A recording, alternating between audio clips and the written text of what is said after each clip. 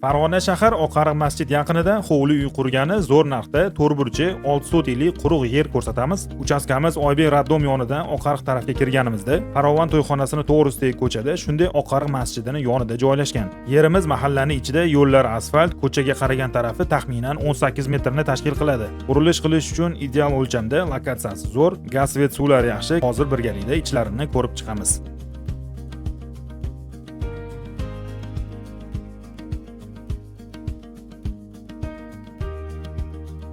Masjid atrofidan hovli uy qilib yashayman deb niyat qilib yurganlar bo'lsa, siz uchun bu uchastkamiz zo'r variant bo'lishi mumkin.